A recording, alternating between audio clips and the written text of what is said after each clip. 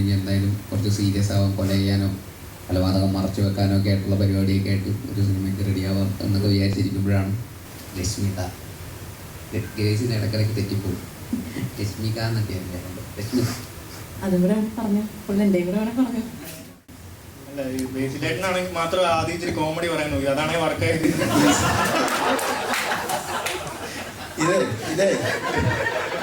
ഞാൻ തമാശ പറഞ്ഞിട്ട് നിങ്ങൾ റിയാക്ട് ചെയ്ത പോലും ഇല്ല, പിന്നെ എന്റെ കൂടെ ബേസിലേട്ടൻ ഇങ്ങനെ പറഞ്ഞു തുടങ്ങിയപ്പോ ഇവിടെ എല്ലാരും ഒന്ന് പറഞ്ഞു തുടങ്ങി ഇതെന്ത് ഇനി സിനിമയുടെ കഥ മുഴുവൻ പറയുമെന്ന്. ആ തരത്തിൽ പുള്ളി വേറെ രീതിയിൽ സംസാരിച്ചു.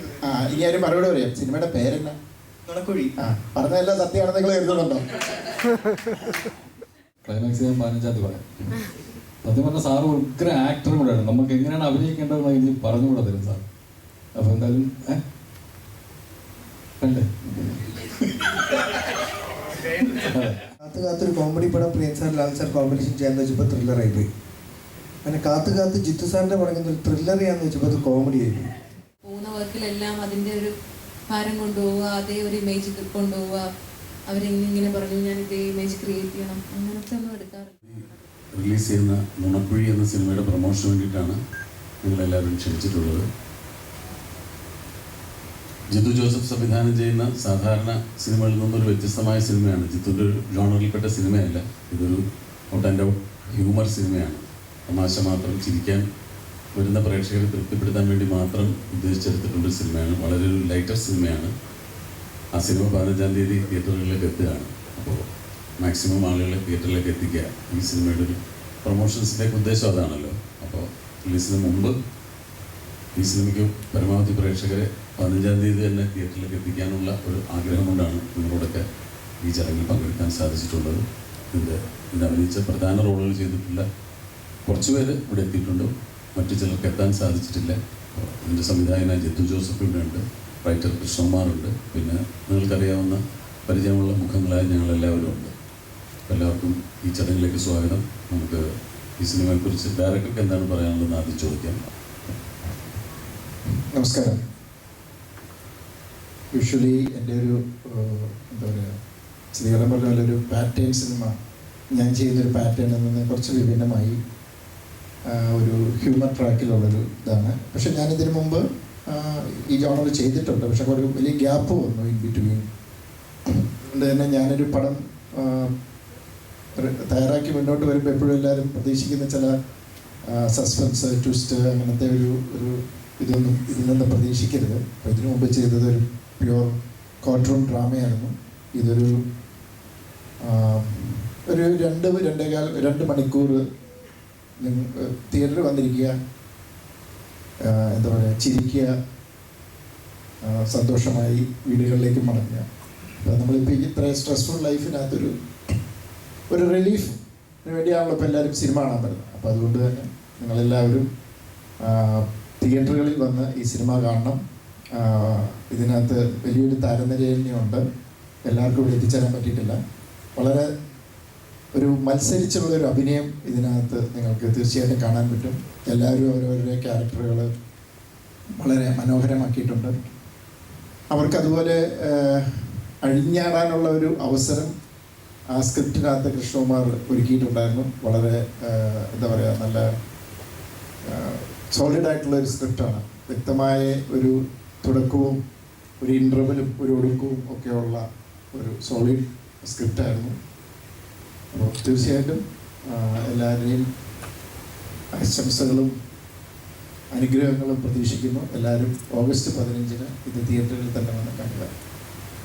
കൃഷ്ണകുമാറിന് ഈ സിനിമയെക്കുറിച്ചുള്ള പറയാനുള്ളത് നോക്കാം.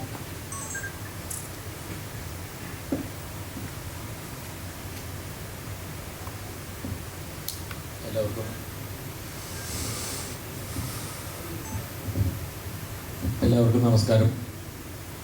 എൻ്റെ 3ാമത്തെ സിനിമയുണ്ട്. ഇതിനു മുമ്പുള്ള 2 സിനിമയും ജിത്തുവിലൂടെയാണ്. ജിത്തുവിലൂടെയുള്ള 3ാമത്തെ സിനിമ. 2 സിനിമകളും ത്രില്ലർ ജോണറിൽ പെട്ട ജിത്തുവിൻ്റെ ഒരു സ്ട്രോങ് മേഖല എന്ന് പറയുന്ന ആ ജോണറിൽ പെട്ട സിനിമയായിരുന്നു. അപ്പം ഞാനും ആദ്യമായിട്ടാണ് ഒരു കോമഡി ട്രാക്കിൽ അല്ലെങ്കിൽ ഒരു കുറച്ച് ഡാർക്ക് ഹ്യൂമർ അങ്ങനത്തെ ഒരു ട്രാക്കിലുള്ളൊരു സിനിമ എഴുതുന്നതും ചെയ്യുന്നത്. അപ്പോൾ ഈ സിനിമയിൽ ഒരു റൈറ്റിങ്ങിനകത്തിൽ ഒരു ഡിഫറെൻ്റായൊരു രീതി പരീക്ഷിച്ചിരിക്കുന്നത് എന്താണെന്ന് വെച്ച് കഴിഞ്ഞാൽ, രീതി എന്നല്ല, ഒരു എടുത്തു പറയാവുന്ന ഒരു 2-3 ട്രാക്കിലായിട്ട് കഥകൾ വന്നിട്ട് ഈ കഥകളെല്ലാം കൂടെ ഒരു മെർജ് ചെയ്യുന്ന പോലെയാണ് ഇതിൻ്റെ ഒരു റൈറ്റിംഗ് പാറ്റേൺ വന്നിരിക്കുന്നത്. അപ്പോൾ ഈ സിനിമയിൽ ഇപ്പോൾ ഇവരിൽ പലരും ചെയ്യുന്ന കഥാപാത്രങ്ങൾ പരസ്പരം യാതൊരു ബന്ധമില്ലാത്തവരും അന്നേ ദിവസം ചില പ്രത്യേക സംഭവങ്ങൾ ഉണ്ടായില്ലായിരുന്നെങ്കിൽ ലൈഫിൽ ഒരിക്കലും കണ്ടുമുട്ടുക പോലും ചെയ്യാൻ സാധ്യതയില്ലാത്ത ആളുകളാണ് ഇവരിൽ പലരും ചെയ്യുന്ന കഥാപാത്രങ്ങൾ. തമ്മിൽ ബന്ധമുള്ളത് വളരെ അപൂർവമായ ആളുകൾ തമ്മിലേ ഉള്ളൂ. അപ്പം അവരെല്ലാവരും അവരവരുടേതായ ഒരു കഥകളിലൂടെ വന്ന് ആ കഥകൾ ഒരു പ്രത്യേക സാഹചര്യങ്ങളിൽ പല ജംഗ്ഷനിൽ വെച്ച് കൂട്ടിമുട്ടി അവസാനം എല്ലാം കൂടെ ഒന്നിച്ചു വരുന്ന പോലെയാണ് ഇതിൻ്റെ ഒരു റൈറ്റിംഗ് വന്നിരിക്കുന്നത്. പിന്നെ ഹ്യൂമർ ചെയ്യുന്ന നമ്മുടെ ഒരു വിവിധ കാലഘട്ടങ്ങളിൽ, അതായത് 90കളിലും നിങ്ങളുടെ ഇപ്പോൾ സിദ്ദിഖേട്ടൻ, ബൈച്ചേട്ടൻ, അങ്ങനെയൊക്കെയുള്ള ഹ്യൂമർ വളരെ മനോഹരമായി ചെയ്തിരുന്ന ആ കാലഘട്ടത്തിലെ ആൾക്കാർ തുടങ്ങി ഒരു 10 വർഷം മുമ്പത്തേക്ക് അതെടുത്തു കഴിഞ്ഞാൽ അജുവിനെ പോലെ അങ്ങനെയൊക്കെയുള്ള ആളുകളും ഈ കാലഘട്ടത്തിലെ ഹ്യൂമർ വളരെ മനോഹരമായി കൈകാര്യം ചെയ്യുന്ന ബേസിൽ, ഗ്രേസ്, അൽത്താഫ്, ഇങ്ങനെ പല ജനറേഷനിൽ ഹ്യൂമർ വളരെ മനോഹരമായി കൈകാര്യം ചെയ്യുന്ന ആർട്ടിസ്റ്റുകളാണ് ഇതിനകത്തിലെ പ്രധാനപ്പെട്ട കഥാപാത്രങ്ങളെല്ലാം അവതരിപ്പിച്ചിരിക്കുന്നത്. അതുകൊണ്ട് തന്നെ നമ്മൾ എഴുതി വെച്ചതിനപ്പുറം വളരെ മനോഹരമായ രീതിയിൽ അത് അവർ പെർഫോം ചെയ്ത് കൊണ്ടുവന്നിട്ടുണ്ടെന്നാണ് റൈറ്റർ എന്നുള്ള നിലയിൽ എനിക്ക് തോന്നുന്നത്. പിന്നെ ഈ സിനിമ പരമാവധി 15-ാം തീയതി റിലീസാണ്. ആ വിവരവും ഇതിൻ്റെ തുടർന്നുള്ള കാര്യങ്ങളും പരമാവധി ആളുകളിലേക്ക് എത്തിക്കാനായിട്ട് നിങ്ങളുടെ എല്ലാവരുടെയും സഹകരണം പ്രതീക്ഷിക്കുന്നു. നമസ്കാരം. എനിക്ക് ജിത്തു ചേട്ടൻ ഇങ്ങനെ വിളിച്ചിട്ട് ഒരു സിനിമയുണ്ട്, കഥ കേൾക്കണം എന്ന് പറയുന്നു. അപ്പോൾ ഇത് കൃഷ്ണകുമാർ എന്ന് പറയുന്ന റൈറ്ററാണ് ഇത് എഴുതിയിരിക്കുന്നത്. അപ്പോൾ അദ്ദേഹം വരും എന്നൊക്കെ പറഞ്ഞപ്പോൾ കൃഷ്ണകുമാർ ഏട്ടനും പറയുന്ന കൂമൻ, 12th മാൻ എന്നൊക്കെ പറഞ്ഞ സിനിമയൊക്കെ ചെയ്ത ആളാണ്. അപ്പോൾ ഞാൻ വിചാരിച്ചു ഒരു ത്രില്ലർ സിനിമയായിരിക്കും ഉറപ്പിച്ച്. അപ്പോൾ ഇനി എന്തായാലും കുറച്ച് സീരിയസ് ആവാം, കൊല ചെയ്യാനോ കൊലപാതകം മറച്ചു വെക്കാനോ ഒക്കെ ആയിട്ടുള്ള പരിപാടിയൊക്കെ ആയിട്ട് ഒരു സിനിമയ്ക്ക് റെഡിയാവാം എന്നൊക്കെ വിചാരിച്ചിരിക്കുമ്പോഴാണ് ഹ്യൂമർ സിനിമയാണെന്ന് പറയുന്നത്. അപ്പോൾ ഓക്കെ ശരി, എന്നാൽ പിന്നെ ഹ്യൂമർ എന്നുള്ള രീതിയിൽ എന്താണ്. പക്ഷേ അത് ഭയങ്കര രസകരമായിട്ടാണ് അതിൻ്റെ സ്ക്രിപ്റ്റ് ചെയ്തിരിക്കുന്നത്. അത് ഇവർ രണ്ടുപേരും കൂടെ അതൊരു ഭയങ്കര എന്താ പറയുക, തുടക്കം മുതൽ അവസാനം വരെ ഒരു രസച്ചരട് പൊട്ടാതെ നമ്മളെ ത്രൂ ഔട്ട് സിനിമ താഴോട്ട് പോകാൻ സാധ്യതയുണ്ടെന്ന് തോന്നുന്ന സമയത്തൊക്കെ പുതിയ തലങ്ങളിലേക്ക് അതിൻ്റെ ക്യാരക്ടേഴ്സിനെ കൊണ്ടുപോകാൻ ഇതിൻ്റെ സ്ക്രിപ്റ്റിങ്ങിൽ സാധിച്ചിട്ടുണ്ട്. എൻ്റെ ക്യാരക്ടറിനെ കുറിച്ച് പറയുകയാണെങ്കിൽ എബി സക്കറിയ കുഴിക്കുന്നൽ എന്ന് പറയുന്ന ഭയങ്കര കുഴിക്കുന്നൽ ഗ്രൂപ്പ് ഓഫ് കമ്പനീസിൻ്റെ MD ആണ് Eby Zachariah. Kuzhikkunnel group of companies എന്ന് പറഞ്ഞാൽ 7-8 കമ്പനികളുണ്ട്. എന്തൊക്കെയോ എസ്റ്റേറ്റോ മറ്റേ ട്രാവൽസോ അങ്ങനെ കുറേ ഉണ്ട്. അപ്പോൾ പുള്ളിയുടെ അച്ഛൻ മരിച്ചുപോയി. ഈ സക്കറിയ കുഴിക്കുന്നൽ എന്ന് പറയുന്ന ആൾ പെട്ടെന്ന് മരിച്ചുപോയി. അപ്പോൾ ഈ ആകെ മോനായിട്ടുള്ളത് എബി മാത്രമാണ്. അപ്പോൾ എബിയുടെ ചുമലുകളിലേക്ക് വരും ഈ ബിസിനസ് സാമ്രാജ്യം. അപ്പോൾ അതൊന്നും ഏറ്റെടുക്കാനുള്ള ബുദ്ധിയോ മെച്യൂരിറ്റിയോ ഒന്നും എബിക്കില്ല. അപ്പം അങ്ങനെ വന്നിട്ട്, പക്ഷേ വീട്ടിൽ നിന്നാണെങ്കിൽ മമ്മിയുടെ പ്രഷർ, എങ്ങനെയെങ്കിലും ഓഫീസിൽ പോയിരിക്കണം, നീ ബിസിനസ് നോക്കി നടത്തണം എന്നൊക്കെയുള്ള പ്രഷറിൽ അവസാനം ഓഫീസിൽ വന്നിരിക്കണം. പുള്ളിയാണെങ്കിൽ ജസ്റ്റ് കല്യാണം കഴിഞ്ഞിട്ടേ ഉള്ളൂ. അപ്പോൾ അതിൻ്റെ ഒരു ആവേശമുണ്ട് പുള്ളിക്ക്, വീട്ടിൽ തന്നെ ഇരിക്കാനായിട്ടുള്ളൊരു ആഗ്രഹം. അപ്പോൾ വീട്ടിൽ ഇങ്ങനെ കമ്പനിയിലേക്കൊന്നും വരാൻ പുള്ളിക്ക് ഒരു തരത്തിലും താല്പര്യമില്ല. അങ്ങനെ പുള്ളി ഓഫീസിൽ വരുന്നു. ഈ പറയുന്ന പോലെ ബാക്കി പുള്ളിക്ക് അപ്പോൾ ആറ്റിറ്റ്യൂഡ് ഇട്ടേ പറ്റുള്ളൂ. കാരണം ആൾക്കാർക്ക് ഒരു ബഹുമാനം വേണമല്ലോ. പുള്ളി എന്താണ് എബി സക്കറിയ പൂഴിക്കുങ്ങൽ ഗ്രൂപ്പിൻ്റെ ഓണറിൻ്റെ മോനാണ്. അപ്പോൾ അതുകൊണ്ട് ആൾക്കാർക്ക് കൂടെയുള്ള വർക്ക് ചെയ്യുന്ന ആൾക്കാർക്കൊക്കെ പുള്ളിയെ ബഹുമാനിക്കണം. അപ്പോൾ ബഹുമാനം ചോദിച്ചു വാങ്ങാനുള്ള തരത്തിലുള്ള ആറ്റിറ്റ്യൂഡൊക്കെയാണ് പുള്ളിക്ക്. ഡോറ് തുറന്നു കൊടുക്കാൻ ആൾ വേണം. ഡോറ് തുറന്നു കൊടുത്തില്ലെങ്കിൽ പുള്ളിക്ക് ദേഷ്യം വരും. ഡോറെന്താ തുറക്കാത്തത്, കൈ കൊണ്ട് ജസ്റ്റ് വലിച്ചാൽ തുറക്കാനൊക്കെ തുറക്കേ ഉള്ളൂ. അതൊക്കെ തുറന്നു വരണം ആരെങ്കിലും. ഓഫീസിൻ്റെ അകത്ത് വന്നിരുന്നു കഴിഞ്ഞാൽ പുള്ളിക്ക് ഫ്രഷ് ഫ്ലവേഴ്സ് വേണം, നട്ട്സ് വേണം. അങ്ങനെയൊക്കെ ആയിട്ട് പുള്ളിയുടേതായിട്ടുള്ള ഭയങ്കരമായിട്ടുള്ള ഡിമാൻഡ്സൊക്കെയാണ് പുള്ളിക്ക്. ഡോറങ്ങ് അടച്ചു കഴിഞ്ഞാൽ പുള്ളി അകത്തിരുന്ന് ഗെയിം കളിച്ചുകൊണ്ടിരിക്കില്ല മതി, വേറൊന്നും അറിഞ്ഞൂടാ. അപ്പോൾ പക്ഷേ അവിടെ വന്നിരിക്കുക കമ്പനി ആരെങ്കിലുമൊക്കെ നോക്കി നടത്തിക്കോളും. അപ്പം ഇങ്ങനെ ഇരിക്കുന്ന ഒരുത്തൻ പെട്ടെന്ന് ഒരു പ്രത്യേക സാഹചര്യത്തിൽ ഒരു പ്രത്യേക വിഷയത്തിൽ ചെന്ന് വിടുകയും അതെങ്ങനെ ഇവൻ അവസാനം ടാക്കിൾ ചെയ്യും. ഇവനാണെങ്കിൽ ഈ പറയുന്ന പോലെ കോട്ട് സ്യൂട്ടൊക്കെ ഇട്ടാണ് രാവിലെ ഓഫീസിലേക്ക് വരുന്നത്. പ്രശ്നം ഗുരുതരമായി പോകും തോറും കോസ്റ്റ്യൂമൊക്കെ മാറി ഈ പറയുന്ന കോട്ടൊക്കെ മാറിയിട്ട് ഈ പറയുന്ന ചുവന്ന ടീഷർട്ടും അതിലേക്കൊക്കെ എത്തും പുള്ളി ഓരോ പോയിൻ്റൊക്കെ എത്തുമ്പോഴേക്കും. അപ്പോൾ പിന്നെ കണ്ടാൽ പറയില്ല ഈ പറയുന്ന പോലെ ഇത്രയും വലിയ റിച്ച് ആയിട്ടുള്ള ഒരു ബിസിനസ്മാൻ ആണെന്നുള്ള കാര്യമൊന്നും ആർക്കും അറിഞ്ഞുകൂടാ. അപ്പോൾ ഈ പറയുന്ന പോലീസുകാരുടെ അടുത്തും അല്ലെങ്കിൽ ഈ പറയുന്ന മറ്റ് ക്യാരക്ടേഴ്സിൻ്റെ അടുത്തൊക്കെ പുള്ളി പറഞ്ഞ് basically I'm a rich man, show some respect എന്നൊക്കെയുള്ള രീതിയിൽ പുള്ളി ആറ്റിറ്റ്യൂഡൊക്കെ ഇട്ട് റെസ്പെക്റ്റ് ചോദിച്ച് വാങ്ങേണ്ട അവസ്ഥയിലേക്കൊക്കെ എത്തും. നിങ്ങൾ വിചാരിക്കുന്ന പോലത്തെ ഒരാളല്ല ഞാൻ, കണ്ടാലില്ലെന്നേ ഉള്ളൂ, ഐ എം എ റിച്ച് മാൻ എന്നൊക്കെ എന്നും സൂക്ഷിച്ചെൻ്റെ അടുത്ത് സംസാരിക്കണം എന്നൊക്കെയുള്ള രീതിയിലുള്ള ആറ്റിറ്റ്യൂഡിലാണ് പുള്ളി മൊത്തം പിന്നെ ഡീൽ ചെയ്യാൻ നോക്കുന്നത്. അത് പിന്നെ കോംപ്ലിക്കേറ്റഡായി പുള്ളിയുടെ കയ്യിൽ നിന്ന് പോകുന്നു. മറ്റ് ട്രാക്കുകളിലുള്ള ആൾക്കാരൊക്കെ ഇതിലേക്ക് വന്ന് കയറുന്നു, അവരുടെയൊക്കെ ട്രാക്കുകളുമായിട്ട് ഇതെങ്ങനെ കൂട്ടിമുട്ടുന്നു. ആ കൂട്ടിമുട്ടലുകളൊക്കെ വലിയ കെയോസിലേക്കും അവസാനം വലിയൊരു കൂട്ടപ്പരിച്ചിലേക്ക് ചെന്നെത്തുന്നതൊക്കെയാണ്. എങ്ങനെയാണ് എത്തുന്നത്, പുള്ളി ചെന്നപ്പെടുന്ന പ്രശ്നം എന്താണ്, ആ പ്രശ്നത്തിൽ നിന്ന് ഇവരുടെ പ്രശ്നങ്ങൾ എങ്ങനെയാണ് പുള്ളിയുടെ പ്രശ്നത്തിലേക്ക് വന്നു വിടുന്നത്, അവസാനം ഇതൊക്കെ എങ്ങനെയാണ് ഇതെല്ലാം കൂടെ കൂട്ടിമുട്ടുന്നത്. അതൊക്കെയാണ് ഈ സിനിമയുടെ എക്സൈറ്റ് ചെയ്യിപ്പിക്കുന്ന കാര്യങ്ങൾ. അത് നിങ്ങൾക്ക് എന്തായാലും തിയേറ്ററിൽ നിങ്ങൾക്കൊരു എൻ്റർടൈനിങ് സിനിമ എന്നുള്ള രീതിയിൽ എല്ലാവർക്കും എക്സൈറ്റ് ചെയ്യിപ്പിക്കുന്ന ഒരു സിനിമയായിരിക്കും തന്നെയാണ് ഞങ്ങൾ വിശ്വസിക്കുന്നത്. എനിക്കും പ്രത്യേകിച്ച് ജിത്തു ജോസഫ് എന്നൊക്കെ പറയുന്ന ഇത്രയും മെയിൻ സ്ട്രീമായിട്ടുള്ള ഇത്രയും ഹിറ്റ് സിനിമകൾ സംവിധാനം ചെയ്തിട്ടുള്ള ഡയറക്ടറിൻ്റെ കൂടെ വർക്ക് ചെയ്യാൻ അവസരം ലഭിച്ചതിൽ ഒരുപാട് സന്തോഷമുണ്ട്. അദ്ദേഹത്തിൻ്റെ ഒരു ഹ്യൂമർ സിനിമ ചെയ്യുന്ന ഒരു വർക്കിംഗ് പ്രോസസ്സ് എന്താണെന്നൊക്കെ അറിയാനുള്ളൊരു എക്സൈറ്റ്മെൻ്റ് ഒക്കെ എനിക്കുണ്ടായിരുന്നു. അപ്പോൾ എനിക്കത് ഭയങ്കര രസമുള്ളൊരു പ്രോസസ്സായിരുന്നു. നമുക്കൊക്കെ ഭയങ്കര ഫ്രീഡം തരുന്നു. നമുക്കത് കൃത്യമായിട്ട് ഹ്യൂമറിൻ്റെ മീറ്റർ കൃത്യമായിട്ട് പെർഫോമൻസിലൊക്കെ നമുക്ക് ഡിഫൈൻ ചെയ്ത് നമുക്ക് ആദ്യം മുതൽ അതിനുള്ള ഹെൽപ്പ് ഡയറക്ടർ എന്നുള്ള രീതിയിലുള്ള ഫീഡ്ബാക്ക് നമുക്ക് തരുന്നു. അതിൻ്റെ ഒരു സ്ക്രിപ്റ്റ് നേരത്തെ പറഞ്ഞ പോലെ വളരെ സോളിഡ് ആയിട്ടുള്ളൊരു സ്ക്രിപ്റ്റ് ഇതിനുണ്ടായിരുന്നു. പിന്നെ ഈ പറയുന്ന കോ ആർട്ടിസ്റ്റുകളെല്ലാം ഗ്രേസ് മുതൽ സിദ്ദിഖൊക്കെ ആണെങ്കിലും മനോജ് ചേട്ടനാണെങ്കിലും ബൈജു ചേട്ടനാണെങ്കിലും ചേട്ടനാണെങ്കിലും അജു ചേട്ടനാണെങ്കിലും സൈജു ചേട്ടൻ, അങ്ങനെ അൽത്താഫ്, അങ്ങനെ ഒരുപാട് ആക്ടേഴ്സ് ഉണ്ട് ഈ സിനിമയിൽ. അപ്പോൾ എന്നെ സംബന്ധിച്ചിടത്തോളം ഇത്രയും സീനിയേഴ്സ് ആയിട്ടുള്ള ആക്ടേഴ്സിൻ്റെ കൂടെ ആദ്യമായിട്ടാണ് ഒരു സിനിമയിൽ ഒരു ലീഡർ റോൾ ചെയ്യുന്ന സിനിമയിൽ അഭിനയിക്കുന്നത്. അപ്പോൾ അതെനിക്കും ഈ പറയുന്ന പോലെ ഒരു ഓവർവെൽമിംഗ് ആയിട്ടുള്ള എക്സ്പീരിയൻസ് ആയിരുന്നു. ഇവരുടെയൊക്കെ കൂടെ ഹ്യൂമർ ചെയ്യുന്നു, ഇവരെല്ലാം ഹ്യൂമർ ചെയ്യുന്നത് നമ്മൾ കണ്ടിട്ടുണ്ട്. അപ്പോൾ ഇവരെല്ലാം കൂടെ വന്നിട്ട് നമ്മൾ ഹ്യൂമർ ചെയ്യുമ്പോഴുള്ള ഒരു എക്സൈറ്റ്മെൻറ്റും ആസ് ആൻ ആക്ടർ എനിക്ക് എൻ്റെ ത്രൂ ഔട്ട് എൻ്റെ ഒരു പ്രോസസ്സിലുണ്ടായിരുന്നു. അപ്പോൾ എല്ലാം കൊണ്ടും ഭയങ്കര എൻജോയ് ചെയ്ത ഞങ്ങളെല്ലാവരും അവസാനം ഇതിൻ്റെ ഒരു സിനിമ നിങ്ങളിലേക്ക് എത്തിക്കാൻ ഭയങ്കര എക്സൈറ്റഡ് ആയിട്ട് നോക്കിയിരിക്കുന്ന ഒരു ഹ്യൂമർ സിനിമ എന്നുള്ള രീതിയിൽ വർക്കായി തന്നെയാണ് ഞങ്ങൾ വിശ്വസിക്കുന്നത്. അത് ഇനി പ്രേക്ഷകരാണ് തീരുമാനിക്കേണ്ടത് അത് എങ്ങനെ എത്രമാത്രം വർക്കാകുന്നുണ്ടെന്നുള്ള കാര്യം. അത് 15-ാം തീയതി തിയേറ്ററിൽ ഇറങ്ങാനായിട്ട് ഞങ്ങളും എക്സൈറ്റഡ് ആയിട്ട് കാത്തിരിക്കുകയാണ്. അപ്പോൾ നിങ്ങളെല്ലാവരുടെയും സപ്പോർട്ടും എല്ലാം വേണം. Thank you so much. അടുത്തത് സിദ്ദിഖ് തുടങ്ങി ക്യാരക്ടർ. ഓക്കെ, ഗ്രേസ് ഇതിലൊരു മെയിൻ ക്യാരക്ടർ രശ്മിത എന്ന് പറയുന്നൊരു ക്യാരക്ടർ ചെയ്തിരിക്കുന്നു. രശ്മിത, ഗ്രേസിന് ഇടക്കിടയ്ക്ക് തെറ്റിപ്പോകും. രശ്മിക എന്നൊക്കെയാണ് പറയുന്നത്. രശ്മിത അതും കൂടെ പറഞ്ഞു, എൻ്റെ കൂടെ വേണേൽ പറഞ്ഞു.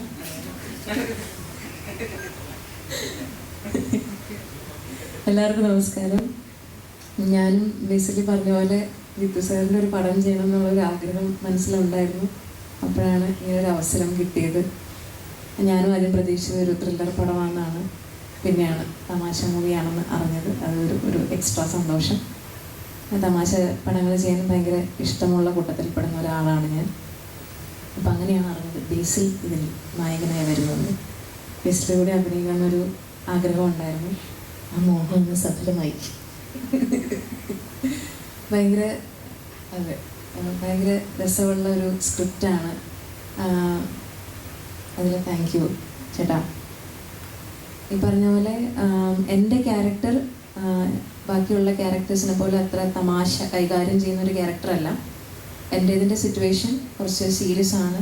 പക്ഷേ ഇവർ കടന്നു പോകുന്ന സാഹചര്യങ്ങളിൽ ബാക്കിയുള്ള ക്യാരക്ടേഴ്സിനെല്ലാം കൂട്ടിമുട്ടുമ്പോൾ വരുന്ന സിറ്റുവേഷണൽ കോമഡിയാണ് എൻ്റെ ക്യാരക്ടറിന് വരുന്നത്.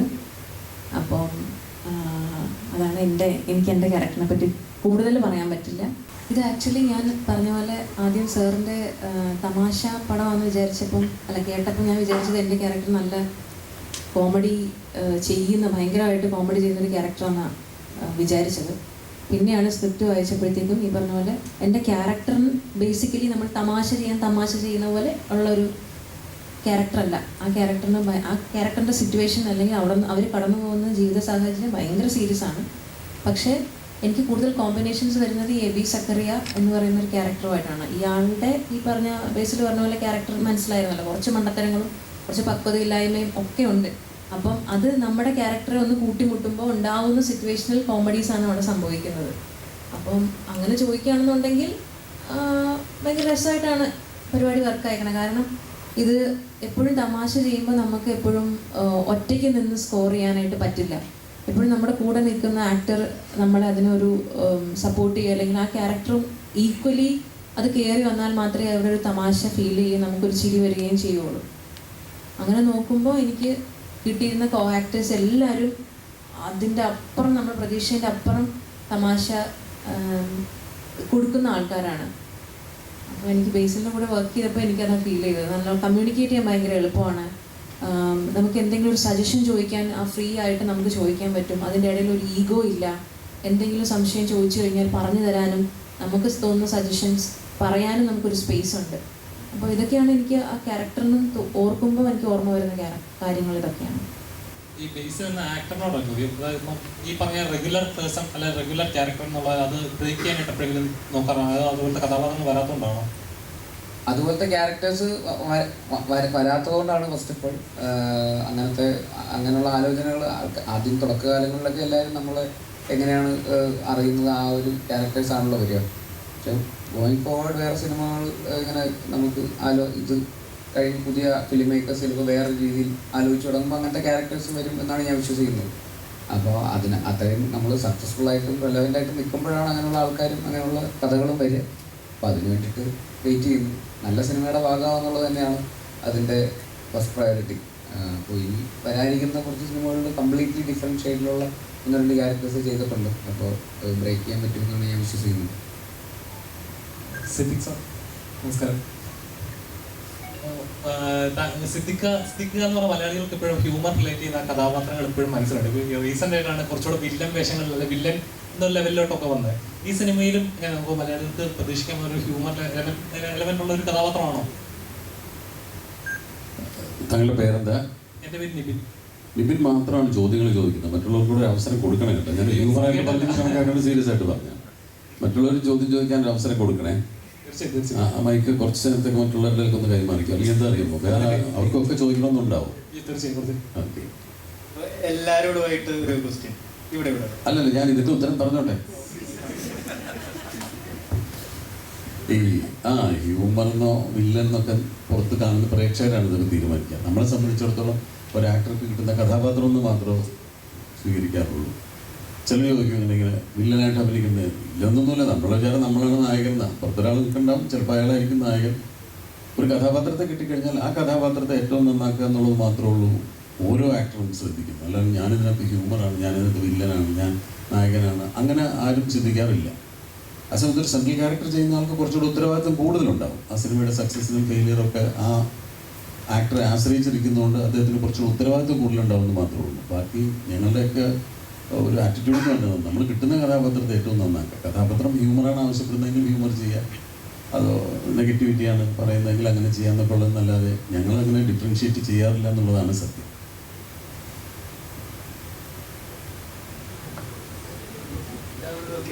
എല്ലാവരോടുമായിട്ടൊരു ക്വസ്റ്റ്യൻ. സിനിമ ഭയങ്കര ഫണ്ണാണ്, കോമഡിയാണെന്നൊക്കെ പറഞ്ഞു, അതുകൊണ്ടാണോ എല്ലാവരും ഇത്ര സീരിയസ് ആയിട്ടിരിക്കുന്നത്? അതല്ല, ഉച്ചയ്ക്ക് ഭക്ഷണം കഴിച്ചിട്ട് നല്ല ഉറക്കം വരുന്നുണ്ട് എല്ലാവർക്കും. സീരിയസ്നെസ് അല്ല, എല്ലാം നല്ല ഉറക്കം തൂങ്ങുക. അതുകൊണ്ടാണ് ആർക്കും ഒരു സീരിയസ്നെസ്സും. എല്ലാവരും വളരെ ഫണ്ണായിട്ട് തന്നെയാണ് ഇരിക്കുന്നത്. ഞങ്ങൾ തിരിച്ചാണ് അങ്ങോട്ട് ചോദിക്കണമെന്ന് ഇരിക്കുന്നത്. നിങ്ങളെന്താ എല്ലാവരും മിണ്ടാതെ ഇങ്ങനെ ഇരിക്കുന്ന ഒരു എന്താ അദ്ദേഹത്തിൻ്റെ പേര് പറഞ്ഞാൽ നിബിൻ, അദ്ദേഹം മാത്രം ചോദിക്കുന്നത് എന്തുകൊണ്ടാണെന്ന് ഞാൻ ചോദിച്ചതുപോലെ അതാ ഞങ്ങൾക്ക് തോന്നിയത് തിരിച്ചാണ്. അല്ല, ഈ ബേസിലേട്ടനാണെങ്കിൽ മാത്രം ആദ്യം ഇച്ചിരി കോമഡി പറയാൻ നോക്കി, അതാണെങ്കിൽ വർക്കായത്. ഇതേ നമ്മളീ സിനിമയിൽ അഭിനയിക്കുമ്പോൾ ഓപ്പോസിറ്റ് ആൾ നന്നായിട്ട് പെർഫോം ചെയ്യുമ്പോൾ ഇപ്പുറത്തെ ആൾ നന്നായിട്ട് ചെയ്യും. ഇപ്പം നിങ്ങളൊന്ന് ലൈവ് ആകുമ്പോൾ ഞങ്ങൾ ലൈവ് ആവും. ഇപ്പം താഴെ നിന്ന് ഭക്ഷണം കഴിച്ചു വന്നിട്ട് പറഞ്ഞ പോലെ കൊണ്ട മതിലൊക്കെ അടിച്ച് കയറ്റിക്കും. ഞാൻ തമാശ പറഞ്ഞിട്ട് നിങ്ങൾ റിയാക്ട് ചെയ്ത പോലും ഇല്ല. പിന്നെ എൻ്റെ കൂടെ സിദ്ദിഖ് അന്നേരം സിദ്ദിഖ് ആദ്യം ഇൻട്രൊഡക്ഷൻ പറഞ്ഞിരുന്നെങ്കിൽ എല്ലാ ആൾക്കാരും സ്വയം ഒന്ന് പറഞ്ഞിട്ട് പിന്നെ എല്ലാവർക്കും ചോദ്യങ്ങൾ ചോദിക്കാമെന്ന്. ബേസിലേട്ടൻ ഇങ്ങനെ പറഞ്ഞു തുടങ്ങിയപ്പോ ഇവിടെ എല്ലാരും ഒന്ന് പറഞ്ഞു തുടങ്ങി ഇതെന്ത് ഇനി സിനിമയുടെ കഥ മുഴുവൻ പറയുമെന്ന്. ആ തരത്തിൽ പുള്ളി വേറെ രീതിയിൽ സംസാരിച്ചു. ഇനി ആരും മറുപടി പറയാം. സിനിമയുടെ പേരെന്നാ? നുണക്കുഴി. പറഞ്ഞതെല്ലാം സത്യമാണെന്ന് നിങ്ങൾ കരുതുന്നുണ്ടോ? അതൊന്നും വിശ്വസിച്ച് നിങ്ങൾ തിയേറ്ററിലേക്ക് കാണാൻ പോകണ്ട. ഞാൻ മാത്രം ചോദിച്ചാൽ എല്ലാവരും സ്വയം ഒന്ന് പറയാന്ന് വിചാരിച്ചില്ല, അങ്ങനെയൊക്കെ വിചാരിച്ചാണ് ഇരുന്നത്. പക്ഷെ ഫുൾ ബേസിൽ പറഞ്ഞു കഴിഞ്ഞു. അപ്പൊ അതാണ് അസീസ് പറഞ്ഞത്, ഇനി ക്ലൈമാക്സ് കൂടെ പറയാനുള്ളതെന്ന് പറഞ്ഞു. അപ്പൊ അതുകൊണ്ടാണ് നിങ്ങൾ ഓരോരുത്തർ ഒരു കാര്യം ചെയ്യാം, നമുക്ക് അസീസിൽ നിന്ന് തുടങ്ങാം, എന്നിട്ട് ഇങ്ങനെ പോവാം. അസീസ് ക്ലൈമാക്സ് ഞാൻ 15-ാം തീയതി പറയാം. ഞാൻ എക്സൈറ്റ്മെൻ്റ് ആണ്. കാരണം എന്ന് പറഞ്ഞാൽ മിമിക്രിയിലൊക്കെ വന്ന് മിമിക്രി എന്ന് വരുമ്പോൾ തന്നെ സിനിമ അഭിനയിക്കുക എന്നുള്ളൊരു ആഗ്രഹമുണ്ട്. പക്ഷെ അതിലുപരി ജിത്തു സാറിനെ പോലത്തെ ഡയറക്ടറിൻ്റെ സിനിമയിലൊക്കെ ഒരു ക്യാരക്ടർ കിട്ടുക എന്നൊക്കെ പറഞ്ഞാൽ അതും ഭയങ്കര ഒരു ഭാഗ്യം തന്നെയാണ്. അതും നല്ലൊരു ക്യാരക്ടർ തന്നെയാണ് കിട്ടിയിട്ടുള്ളത്. സിനിമയെക്കുറിച്ചൊന്നും ഒരുപാടൊന്നും പറയാനില്ല. ഒരു ഫണ്ണ് എലമെൻ്റ് തന്നെയാണ്. കാരണം ഞങ്ങൾക്ക് സത്യം പറഞ്ഞാൽ ഭയങ്കര പേടിച്ചാണ് ഞാൻ ലൊക്കേഷനിലേക്ക് പോയത്. ജിത്തു സാറിനൊക്കെ പേടിച്ചാണ് പോയത്. പക്ഷേ സാറെന്ന് പറഞ്ഞാൽ ഭയങ്കര കൂളായിരുന്നു. നമ്മളടുത്തൊക്കെ സത്യം പറഞ്ഞാൽ സാറ് ഉഗ്ര ആക്ടറും കൂടെയാണ്. നമുക്ക് എങ്ങനെയാണ് അഭിനയിക്കേണ്ടതെന്ന് എനിക്ക് പറഞ്ഞുകൂടെ തരും സാർ. അപ്പോൾ എന്തായാലും അല്ലേ അതെ സാറ് പറഞ്ഞു തരും. പിന്നെ രണ്ടാമത് നമ്മളെന്തെങ്കിലും ഹ്യൂമർ നമുക്ക് തന്നെ പേടിയാണ്. ഇപ്പം സാറ് ഫുള്ള് സ്ക്രിപ്റ്റിൽ പോകുന്ന ഒരു സംഭവത്തിൻ്റെ ഇടയിൽ എന്തെങ്കിലും ഹ്യൂമർ ചേർക്കാൻ വേണ്ടി പേടിയായിരുന്നു ആദ്യം. പക്ഷെ സാറിൻ്റെ അടുത്ത് ചോദിച്ചപ്പോൾ സാറ് അത് ധൈര്യമായിട്ട് ചെയ്തോളാൻ പറയും. ചിലത് ചെയ്യാതിരിക്കുമ്പോൾ സാറ് വിളിച്ച് പറയുകയും ചെയ്യും, വായിക്കുന്നു അത് ചെയ്യുക. ഭയങ്കര ഒരു രസമായിരുന്നു. എന്തായാലും പടം ഒരു വൻ വിജയമാകട്ടെ എന്ന് ആത്മാർത്ഥമായി പ്രാർത്ഥിക്കുന്നു. അതുപോലെ നിങ്ങളുടെ സപ്പോർട്ടും വേണം. Thank you so much. പറ ഉച്ചയ്ക്ക് കഴിച്ചല്ലേ? പറയാം. ഞാൻ വളരെ ഹാപ്പിയാണ്. കുറേ നാൾ അവസരം ചോദിച്ച് കിട്ടിയ സിനിമയാണ്. ഇതേപോലെ മുന്നേ അവസരം ചോദിച്ചൊരു സിനിമ കിട്ടി. പ്രിയൻ സാർ, ലാൽ സാർ ഒപ്പം കാത്തൊരു കോമഡി പടം പ്രിയൻ സാർ, ലാൽ സാർ കോമ്പിനേഷൻ ചെയ്യാന്ന് വെച്ചപ്പോൾ ത്രില്ലറായി പോയി. അങ്ങനെ കാത്ത് ജിത്തു സാറിൻ്റെ പറയുന്ന ഒരു ത്രില്ലർ ചെയ്യാന്ന് വെച്ചപ്പോൾ അത് കോമഡി ആയി പോയി. പക്ഷേ ഐ ആം വെരി ഹാപ്പി. ഈ കോമഡിയിൽ എനിക്കൊരു സ്പേസ് കിട്ടിയതിലും അത് തീർച്ചയായിട്ടും അദ്ദേഹം വളരെ കാൽക്കുലേറ്റീവാണ്. പ്രേക്ഷകർക്ക് ഒരു എൻ്റർടൈൻമെൻറ്റ് കോഷ്യൻ്റ് മനസ്സിൽ കണ്ടുകൊണ്ടാണ് സിനിമകൾ ഒരുക്കുന്നത്. ഈ പ്രാവശ്യവും അങ്ങനെ തന്നെ ആവും എന്നുള്ള ഞങ്ങളുടെ പ്രതീക്ഷ നിലനിൽക്കട്ടെ. Thank you.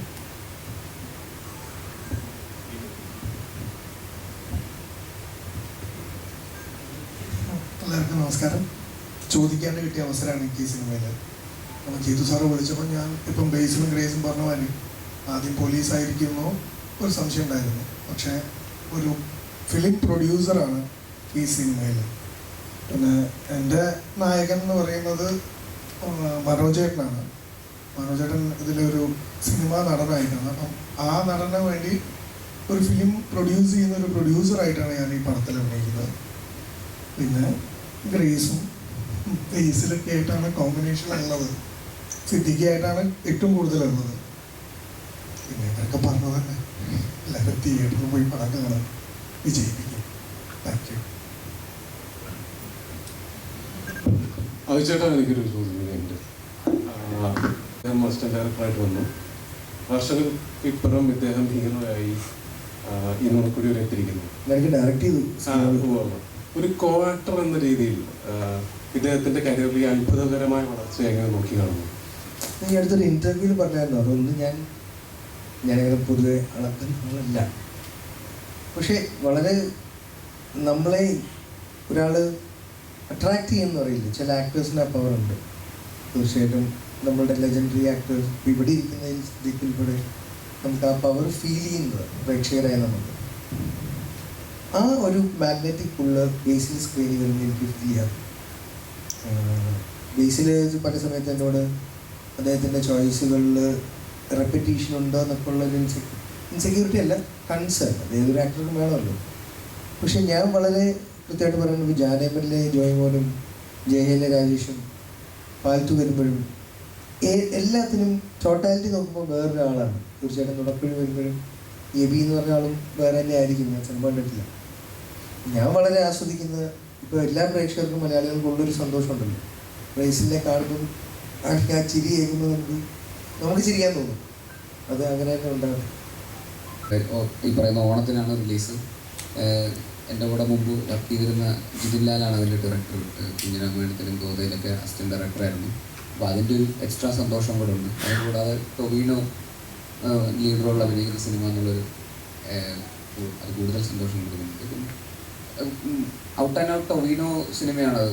അവൻ 3 റോളുകൾ ചെയ്യുന്നുണ്ട് ആ സിനിമയിൽ 3 കാലഘട്ടങ്ങളിലൊക്കെ ആയിട്ട്. അപ്പോൾ അതിൻ്റേതായിട്ടുള്ള ത്രൂ ഔട്ട് ടൊവിനോ സിനിമയാണ്. ജിതിൻ കുറേ കഷ്ടപ്പെട്ടിട്ട് 7-8 വർഷമായിട്ട് ആ സിനിമയുടെ പിന്നാലെയാണ്. അത്രയും സ്കെയിലിൽ ആദ്യത്തെ സിനിമ ചെയ്യാന്ന് പറഞ്ഞാൽ അത്ര എളുപ്പമുള്ള കാര്യമല്ല. ഇത്രയും ബജറ്റൊക്കെ വെച്ചിട്ട് ഇത്രയും ടെക്നീഷ്യൻസിനെ കൺവിൻസ് ചെയ്യണം, പ്രൊഡ്യൂസേഴ്സിനെ കൺവിൻസ് ചെയ്യണം, ആക്ടേഴ്സിനെ കൺവിൻസ് ചെയ്യണം. ഇതെല്ലാം ഒരു 8 വർഷത്തെ ജേണിയാണ് അവൻ്റെ സ്റ്റാർട്ടിങ് മുതൽ അവസാനം വരെ. എപ്പോഴാണ് ഞാൻ ഷൂട്ട് ചെയ്തത് എനിക്ക് ഓർമ്മയുണ്ട്.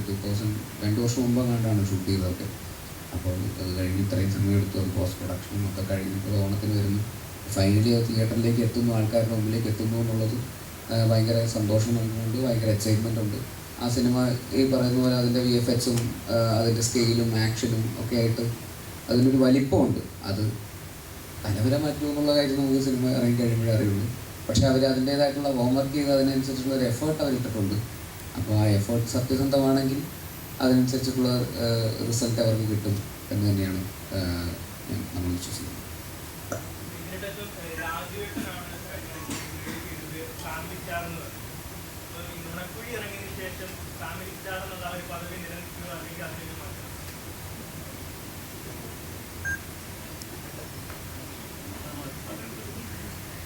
സിനിമ അറിയട്ടെ, ഫാമിലി സിനിമയാണ്. ഓക്കെ, അതാണ് ഉദ്ദേശിക്കുന്നതെങ്കിൽ കറക്റ്റ്. ഫാമിലി ഇതൊരു പ്രോപ്പർ ഫാമിലി സിനിമ തന്നെയാണ്, സംശയമില്ല. ഇത്രയും ആക്ടേഴ്സ് ഉണ്ട്. അതിൻ്റെ ഹ്യൂമറൊക്കെ ആരെയും ഉപദ്രവിക്കുന്ന തരത്തിലുള്ള ഹ്യൂമറൊന്നുമല്ല. തീർച്ചയായിട്ടും അതൊരു ഫാമിലി കോമഡി എൻ്റർടൈനർ എന്ന് പറയുന്ന കാറ്റഗറിയിൽ വന്ന് കണ്ട് ആസ്വദിച്ചിട്ട് പോകാൻ പറ്റുന്ന ഒരു സിനിമ തന്നെയാണ് എന്ന് തന്നെയാണ് ഞങ്ങൾ വിശ്വസിക്കുന്നത്. 100%. അതിലൊരു സംശയം.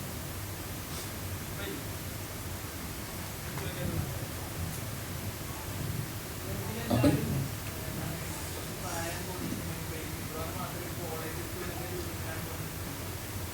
ബാക്കിയുള്ള എല്ലാവർക്കും നല്ല പ്രായമുണ്ട് മോനെ.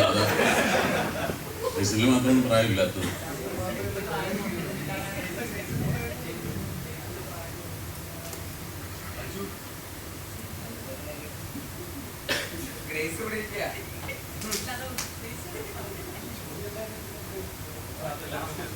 അതൊരു കോംപ്ലിമെന്റ് കൊടുത്തതാണ് ഫൈസലിന്. അത് ഞങ്ങളും സമ്മതിച്ചത്. എന്തായാലും ഒരുപാട് സന്തോഷം ഇത്രയും സമയം നിങ്ങളോടൊപ്പം ചിലവഴിക്കാൻ സാധിച്ചത്. ഇനി ഞങ്ങളൊക്കെ വേറെ ഒരു ജോലികൾ ചെയ്തുകൊണ്ടിരിക്കുന്നതിൻ്റെ ഇടയിൽ നിന്ന് ഓടി വന്നതുകൊണ്ടാണ്. അപ്പോൾ ഈ സിനിമ ഒരു വൻ വിജയമാക്കി തീർക്കാൻ നിങ്ങളുടെ ഭാഗത്തുനിന്നുള്ള ശ്രമം വളരെ വലുതാണ്. അത് ഈ പ്രേക്ഷകരിലേക്ക് എത്തിച്ചിട്ട് പ്രേക്ഷകർക്ക് ഈ സിനിമ കാണണം എന്നൊരു തോന്നലുണ്ടാക്കത്തക്ക രീതിയിലുള്ള ഒരു പ്രചാരണം നിങ്ങളുടെ ഭാഗത്തുണ്ടാവണം എന്നുള്ള അഭ്യർത്ഥനയോടെ എല്ലാവർക്കും ഒരിക്കൽ കൂടി നന്ദി, നമസ്കാരം.